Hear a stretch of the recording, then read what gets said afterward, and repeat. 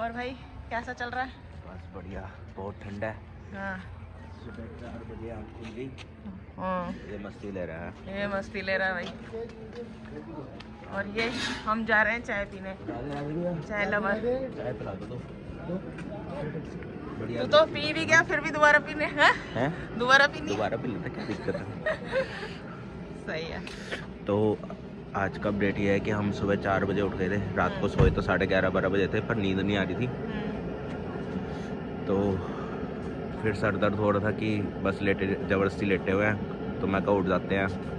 अब मैं तो नहा लिया हूँ, दीदी भी नहा लिया है, पापा मम्मी अभी रेडी हो रहे हैं और हम चाय पीने बाहर आ गए हैं।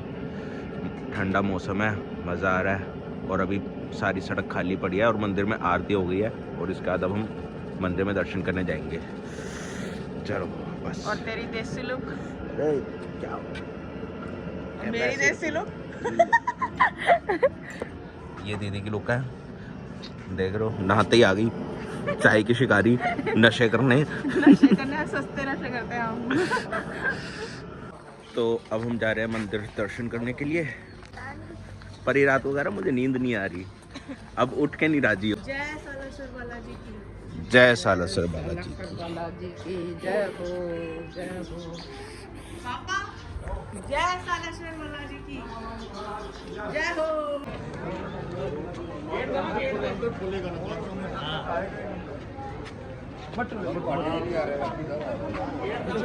अरे कम आपके हाथ में खींचो, याद रहेगा।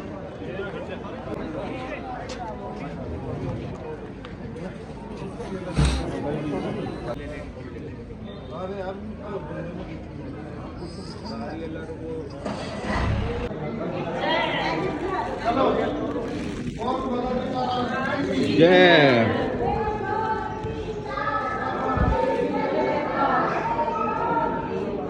बाबा तेरी जय जयकार।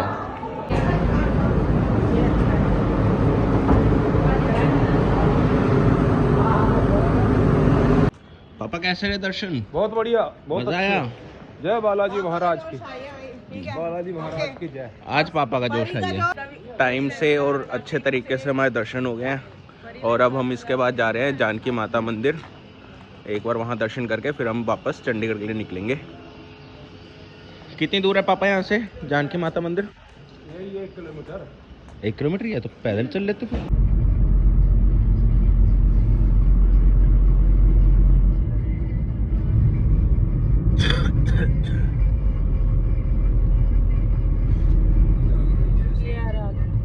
तो हम पहुंच गए अंजनी माता मंदिर, और मैं माफ़ी मांगता हूं जो पिछले वीडियो में मैंने शायद ये बोल दिया होगा कि हम जानकी माता मंदिर जा रहे हैं, पर हम अंजनी माता मंदिर जा रहे हैं।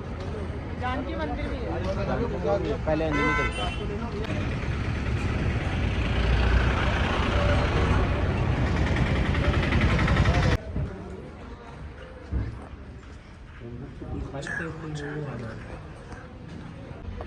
अब हम जा रहे हैं तिरुपति बालाजी मंदिर। उसमें एक अन्नपूर्णा माता का भी मंदिर का मतलब उसमें वो नहीं देखा हमने अंदर। कहाँ पे है? अंजनी माता मंदिर। अच्छा, कोई बात नहीं। चलो कोई नहीं।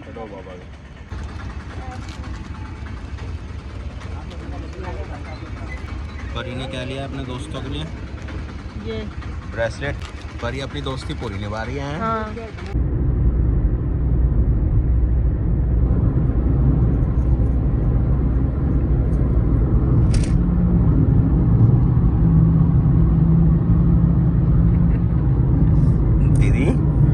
सोना है तो बेल्ट लगा लो, अच्छा लगेगा। शीशा तोड़ के बाहर निकलोगे। अच्छा तेरे को बताऊं। तो अभी हमने एक स्टॉप लिया है, ये कोई हवेली है हिसार की, और भूख लग रही थी बहुत ज़ोर की। कुछ रास्ते में ऐसे ढंग के साफ़ सुथरी जगह नहीं मिल रही थी, और अब जाके मिली है। और मुझे बहुत भूख लग रही है, मुझे सुबह 4 बजे की भूख लग रही है। और जो मुझे जानता होगा उसे पता होगा कि जब मुझे भूख लगती है तो मेरे अंदर एक चिड़चिड़ी औरत होती है जो मुझ पे हावी हो जाती है। तो उसको मैं थामने के लिए अब यहाँ रुका हूँ, और कुछ खाना पीना खा के फिर आगे कंटिन्यू करेंगे जर्नी को। और यहाँ से सिर्फ 200 किलोमीटर का डिस्टेंस रह गया, जो कि हम 2-2.5 घंटे में कवर कर लेंगे। चल आज कुछ खाएंगे फिर झूले लेंगे, ठीक है।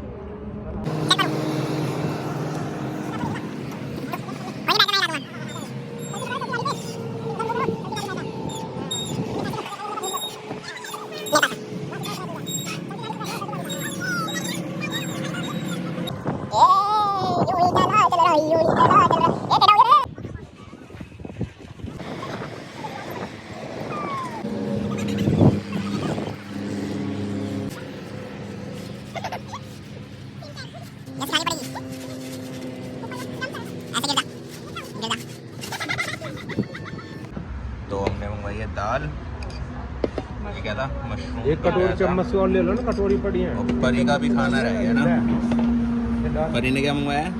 हनी चिली पटाखे। अभी खाना खाते हैं, बहुत भूख लग रही है।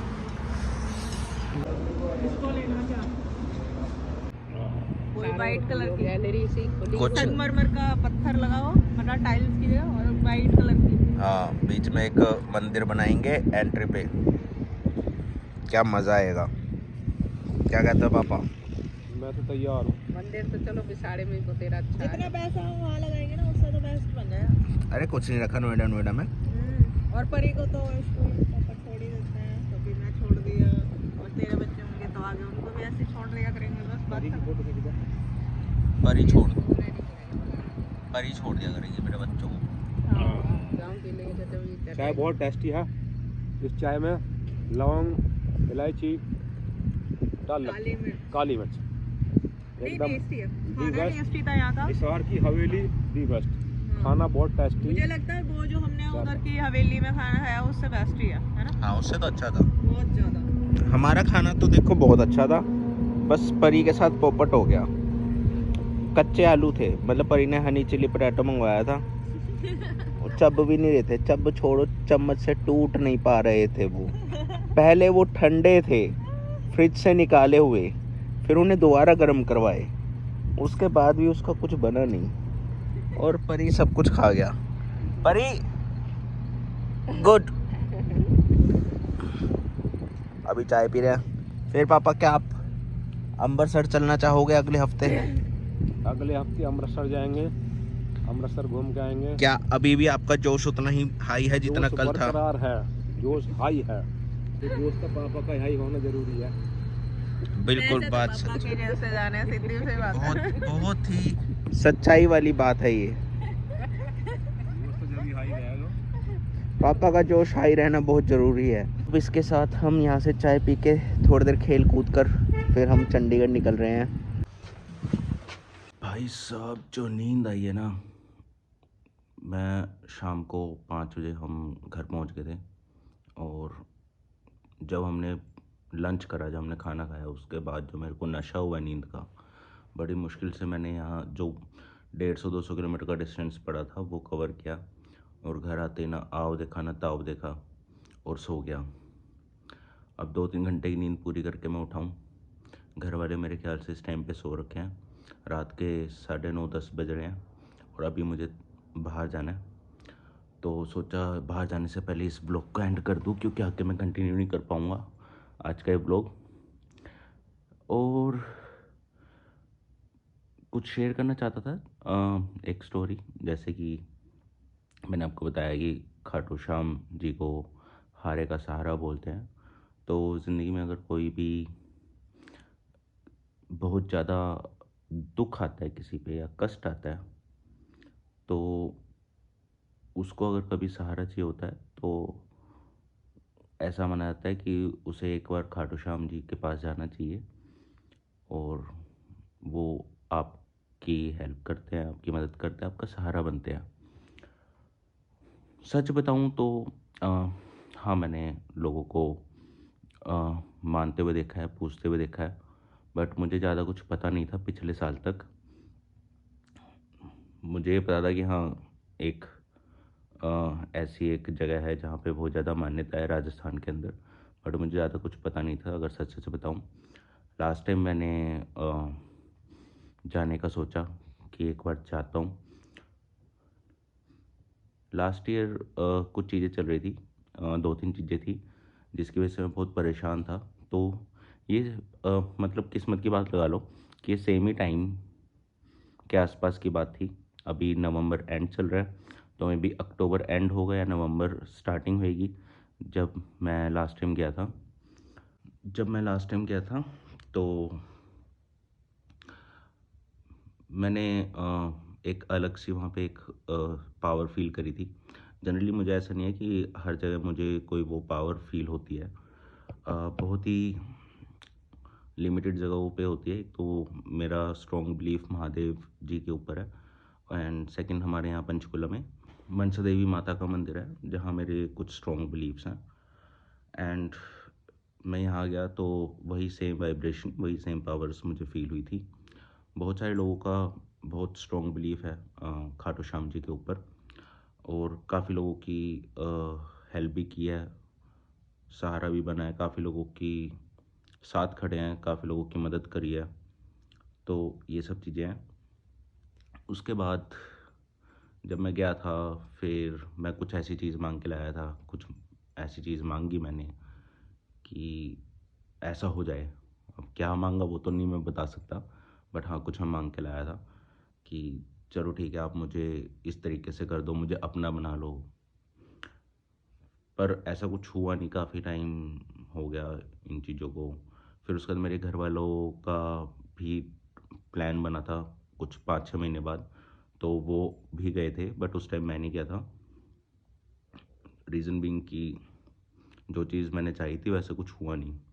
फिर अब जाके पूरे ठीक 1 साल बाद के आसपास मैंने सोचा कि चलो मेरे यहाँ 3-4 दिन का ऑफ है, 3-4 दिन मैं फ्री हूँ, तो मैं घर वालों को घुमा लाता हूँ।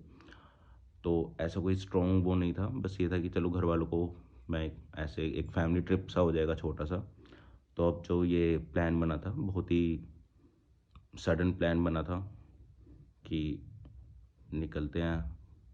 तो 29 दिसंबर को जैसे मैंने ये प्लान बनाया, पता नहीं क्या था क्या नहीं, ठीक एक दिन पहले जिन चीज़ों को लेकर मैं परेशान था, जिन चीज़ों का मैं थोड़ा अपने ऊपर बोझ लेके चल रहा था, वो चीज़ें खुद क्लियर हो जाती हैं।